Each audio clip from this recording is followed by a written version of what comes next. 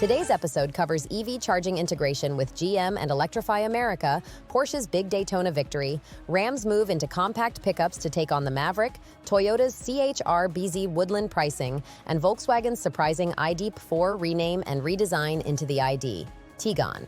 Welcome back to Autonews Daily. I'm Leah Morgan. Let's dive into today's headlines.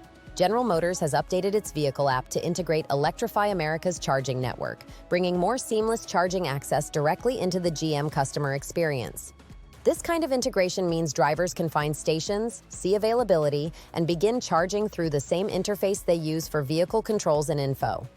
The move addresses one of the persistent friction points for electric vehicle owners, managing charging across networks without juggling multiple apps, accounts, and payment methods. The significance goes beyond convenience.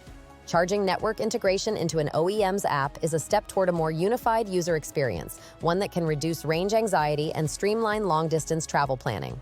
For customers, that can mean clearer route planning and fewer interruptions during trips. For GM, it helps position their EVs as easier to live with by folding third-party infrastructure into the automaker's ecosystem rather than leaving drivers to stitch together solutions themselves. Over time, these app-level conveniences can become a differentiator as new EV buyers weigh which brand to choose. There are also commercial and technical implications. Integrating a major charging network requires coordination on payments, authentication, and data exchange, and it signals closer cooperation between automaker and infrastructure provider. It may also influence how other charging providers and OEMs approach partnerships. As drivers come to expect integrated charging in the vehicle experience, charging networks will want to be part of those in-car systems. For the broader transition to electric mobility, smoother interoperability and better in-vehicle tools can accelerate adoption by making EV ownership simpler and less intimidating. Moving from software and infrastructure to the racetrack, Porsche claimed victory at the 2026 24 Hours of Daytona, reinforcing the automaker's motorsport pedigree.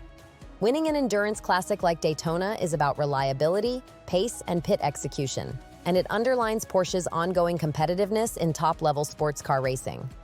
Success on the track often filters back into the brand story for road cars, strengthening the association of performance, engineering, and durability.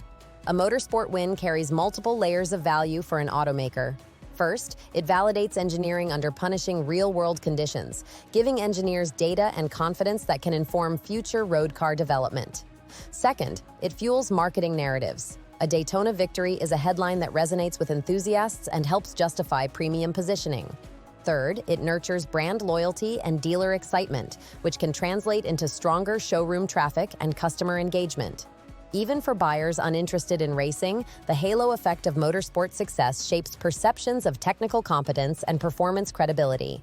Endurance racing also serves as a testing ground for hybrid systems, electrification strategies, and materials science, depending on the series and regulations. For manufacturers like Porsche, which invest heavily in both road-going performance cars and motorsports programs, wins at marquee events remain a strategic asset. They help keep engineering talent sharp, promote technical innovations, and provide a compelling story that ties competition to consumer products.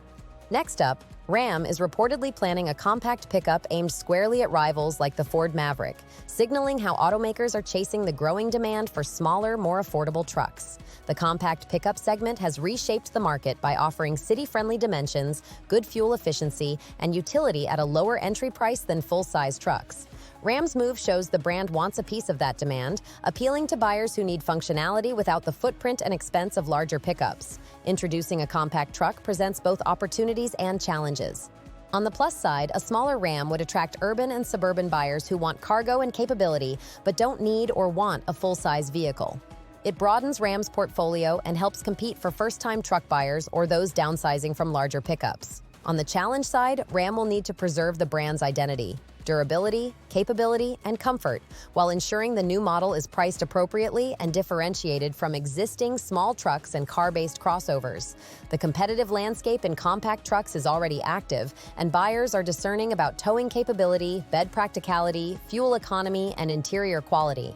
Ram's success will depend on delivering a package that balances those expectations while leveraging the brand's strengths. If executed well, a compact Ram could pull customers from competitors and expand the brand's reach into segments that value versatility over brute capability. Shifting to the EV market in Asia and compact crossovers, Toyota has announced pricing for the CH R BZ Woodland, bringing clearer financial context to its small electric crossover. Pricing is a critical moment for any new model, especially an EV, since it directly influences consumer consideration amid growing choices. Announcing a price point lets buyers and dealers gauge competitiveness against rivals and assess the value proposition of range, equipment, and ownership costs. How a manufacturer prices an electric model speaks to its strategy. Is the company aiming for volume adoption with aggressive pricing or positioning the car as a premium, feature-rich offering? For Toyota, which has historically moved cautiously into battery electric vehicles, price positioning for the CH R BZ Woodland will factor into how quickly it captures market share among urban EV shoppers. Buyers will be comparing it to alternatives from both established automakers and newer EV-focused brands, weighing total cost of ownership and dealer availability. Beyond the sticker price, consumers will be watching for incentives, leasing options, and whether the vehicle's features justify the cost relative to similarly sized crossovers and compact SUVs. Dealers will also play a role in how the model is received, as display vehicles, test drives, and trade-in offers all shape early impressions. Pricing announcements start the conversation, but subsequent availability, reviews, and real-world ownership experiences will determine how the CH R BZ Woodland performs in the marketplace. Before we get to our biggest story today, please like and subscribe. It helps us keep bringing the news to you. Finally, Volkswagen has made a notable change to its electric lineup by renaming the ID.4 to the ID. Tiguan and accompanying the move with a redesign. Renaming an established electric model to align with an internal combustion counterpart signals a strategic shift in naming and positioning. It can be read as an attempt to leverage familiar nameplates and customer recognition as the brand navigates a broad transition to electrification. The implications are multifaceted. On one hand, linking the ID line with the Tiguan name could make the EV more recognizable to traditional Volkswagen buyers who know the Tiguan as a well-established compact SUV. That could ease adoption among customers who prefer a familiar badge tied to a known segment and set of expectations. On the other hand, it raises questions about Volkswagen's broader naming architecture, whether the move is a deliberate blending of legacy names with new electric identities or a temporary marketing tactic during a redesign cycle. A redesign combined with a rename suggests Volkswagen is recalibrating both the product and its market narrative. For consumers, the focus will be on how the new ID. Tiguan compares in terms of interior space, kit, and driving characteristics to both the outgoing ID.4 and to the Tiguan family. For dealers and brand managers, messaging will be important to avoid confusion and to present a cohesive story about where the model sits within the lineup.